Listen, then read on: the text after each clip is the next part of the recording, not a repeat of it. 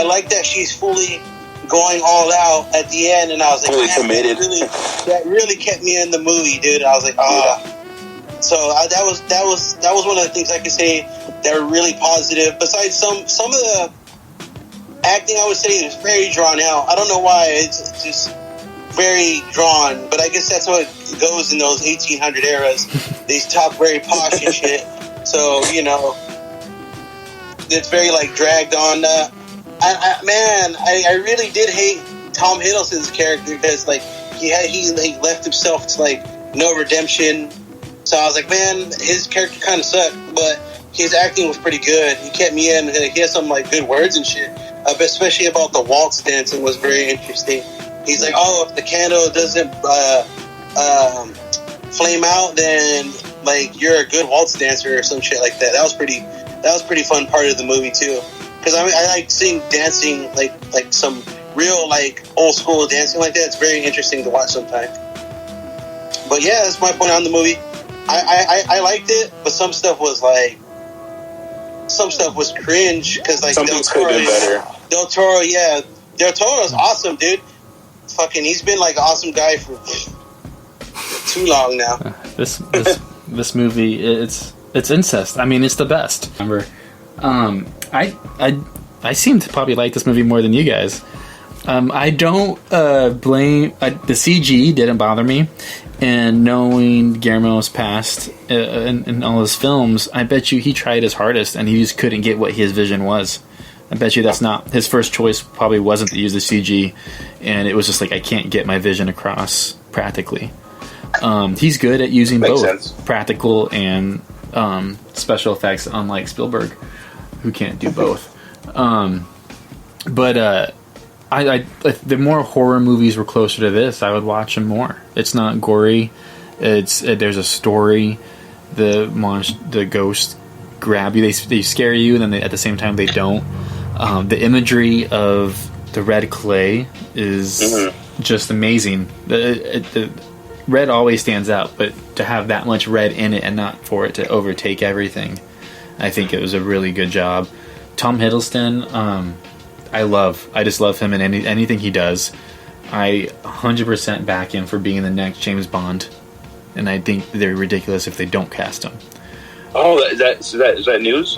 He's always been, like, on the list for it, okay. But they haven't said anything. And if you watch The Night Manager, which is on Amazon Prime, you see him in a spy type miniseries with Hugh Laurie. Okay. Jessica Chastain plays bitchy very well. Her with dark hair is amazing. It's a good cast. I could, the lead. She's all right, but, like, I think she's better than what I think she is because the film and the other actors are so good and stand out more than her character. Her character's not that great, not that interesting. She's kind of plain. Charlie Hunnam is really hard to see as anything other than Jax. And yeah, it's a little rough. I agree with that. His accent is still Jax. Which I don't hate him. I mean, I thought he was great in The Gentleman. I liked him in that, and I thought, like, okay, finally he's acting now. He stopped being Jax. Guillermo Del Toro is one of the few directors that still takes me out of the present time. I can't say enough good things about The Shape of Water, but this is a great film. I think it's perfect for Halloween, especially for someone who's not a fan of horror like me. Like, this gets me into more of the spookiness of the season. That's how I feel. I feel like that's kind of the reason why I picked it as well, because it's a great Halloween or October type of movie to watch, and it's not necessarily your standard horror film. It's more of a like a mystery horror, I guess. Mm-hmm. But it still has those jump scares from a few time to time. But that's a given with any type of horror, I would assume. It's done well. Del Toro definitely, I think, has some good. He uses animals and insects very well in his movies. Like even though the moths and the butterflies were all CGI, I thought they were pretty dope, and it really gave it that gothic feel. Like, it made it seem like the walls were alive and shit. Like, I don't know. Yeah, and also to add, like, to say the movie's not gory, you know what? Del Toro really loves, like, seeing people's heads get bashed in. And, like, really loves seeing, like, a face get impaled. Like, I don't know, there's some gruesome parts, dude. Oh, yeah. Like, and, one of the parts that, like, yeah, got me, but like, no one's getting raped by a blob head. And by the way, the reference basket case again, 77% Right? Rotten Tomatoes. This was 73. What the fuck? I'm not dropping that at all. But no, I mean, yeah, they had its moments. I still don't think it's gory compared to some of the other gore and slashers. It's I think it was done well. Yeah. Yeah. I thought those parts were really good. I was like, holy shit, that movie escalates, like, slightly every time. Yeah. I enjoyed the use, like you said, Chris, with of the red clay throughout the house. But there's scenes where it's kind of oozing through the walls and then through the floorboards. Yeah. Which kind of adds that creepiness to the house. It looks like blood, but they say it's clay. But, I don't know, it just makes it seem more evil or like a tainted grounds. Yeah, it makes it seem like the place is alive. What about you, Wes? And how would you think of this one? All right, so I watched this, I think 2 times when it came out, and I noticed a lot of people's big complaints were they were saying that this wasn't really a horror film, and I think it's because Del Toro has went on record saying specifically that this is not a horror film. It's a gothic romance film. So, with that being said, I think that the film has its brutal moments, and he definitely, you can feel his, how do you say, his, like, what he's inspired by, and this guy is so, like, horror is in Del Toro's DNA, so whatever he's working on, it bleeds through onto the screen, whether it be subconsciously or what have you, you know what I mean? Where, like, slight horror in, like, his other movies, even if he says it's not horror, it still kind of has that aspect. Yeah. I get you. Yeah, like, there's horror sensibilities in everything that he's done to date, you know what I mean? It's just, that's his vision, whether he's trying to capture that or not. And this one, if you can set aside that it's a slower burn, it's obviously a period piece. Because of the red clay, I get it now. Yeah. But oh yeah, you went there, ladies I did. and gentlemen. I had to. Miss Flo. Thanks for ruining my momentum. I do apologize for that. You can edit that out. Just don't even let Wes speak on. That's when the podcast's the best. But yeah, no, I love this film, and I think that it's one of his most underrated flicks, and everybody except for Chris has proved my point here tonight. First time me and him agree. Right? Yeah, I think that this is, for what he was going for, it's perfect. You know, in the kind of old school Hammer horror style. The set design throughout this entire thing is perfect. The music is amazing. The CGI doesn't even bother me because I feel like it fits within what they were going for. You know what I mean? It's more. There's no monsters here. It's all supernatural and spirits and ghosts. Yeah. You know, and it's almost like, I feel like you do think that the mansion is in some ways breathing and alive in itself, and the house, just the structure is spooky and fun to watch as the story progresses. I do disagree with Chris that saying that the lead lacked. I thought she was great. I think she's a great actress. Fuck the Reverend. I think she's a great actress in everything that she's done, and this is no exception. I think she carries herself well as I feel like a bit of a lesser name,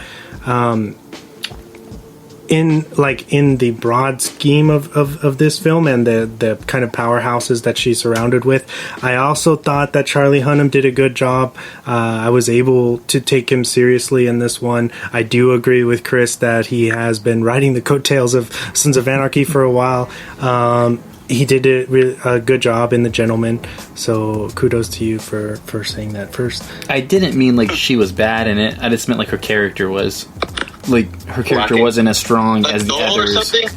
Yeah. I feel like that. Would you argue that was intentional to make her seem kind of naive, where we would get to the climax of the film? It could, but the way I took it Uh-huh. was like I don't care what happens to her.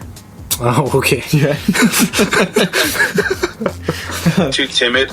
Yeah, or not even that. It was just that the character. I don't think it was. I don't know. Even when you start with her, I don't feel like I'm rooting for her at any moment.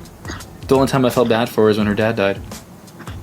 Yeah, that was a great. That was brutal. Yeah. That reminded me of like the bottle smashing in Pan's Labyrinth. Mm.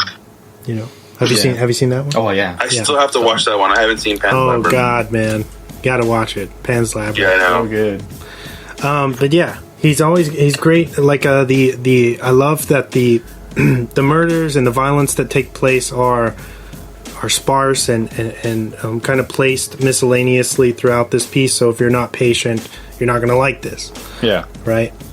But when the gore, when you do get some violence, it's pretty fucking. It's worth the wait, in my opinion, in this one. And the dad is no exception. They fucking bludgeon him in the bathroom with Brad with Pitt the sink. his ass. And that turns out that it was Jessica Chastain's character, right? Yeah. All for incestual relationship with her brother. Yeah. But it's Tom Hiddleston. He's pretty hunky. I like how you. That's excusable. That makes sense. I'd kill for Loki. Yeah, I was about to say, like, this is very Loki, dude. If he was like, this is already into the multiverse of madness right here, dude. Nah, I'm just joking. I want to give a shout out to Doug Jones.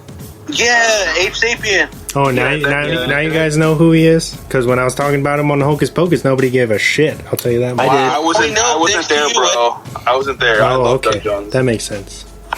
I think he's like Guillermo Del Toro's like man. Like with any movie that he does, I believe he's in like his 60s now, but he is still down like every single time that Del Toro comes out with a movie. He's like, yeah, put me in makeup, cover me up. I don't like he took a role of a lady ghost where that could have gone to a lady ghost. No, he's good. Like I said during Hocus Pocus, it was like I would love to see a documentary or even a book about his career. It'd be interesting. Doug Jones could be Billy, dude. It'd be great. See.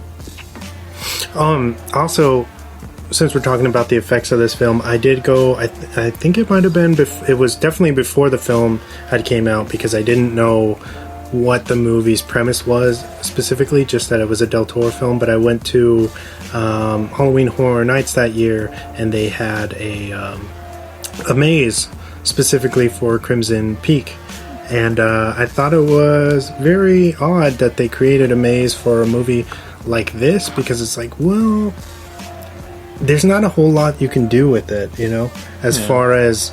And when I walked through, it looked great, like aesthetically, but it wasn't scary, because all they had to use as a villain is the red, like, spirit thing. Yeah. That's one's at Universal, right? Or is that? Yeah, Universal. Universal Studios. Every October. Like Wes, they didn't do like a Jessica Chastain thing where they like ran after you with a knife or pretended to do that. Like they didn't do nothing like that. Once or twice, but it was out of context, because nobody had seen. They did this when nobody had seen the movie, hadn't been released yet. So you walk through and you're kind of watching all of these scenes play out in front of you, but it's out of context for that movie specifically. So maybe that's why I didn't really care for it that much. But I felt like that was a misstep for Universal, picking that film where there's not much of like a. How do you say it? Like a villain presence that would make sense for a maze. Okay. But that's free promotion. If Guillermo Del Toro came out and said, like you said, that it's a romance, gothic romance, not horror, it shows right there that he disagreed with how they were promoting the film. Mm-hmm. And that's just a bigger proof of why. They saw free promotion, people are going to be there, they're going to see the movie because they went through the maze, you know, yada yada yada, and it just shows studios fucking shit up like normal.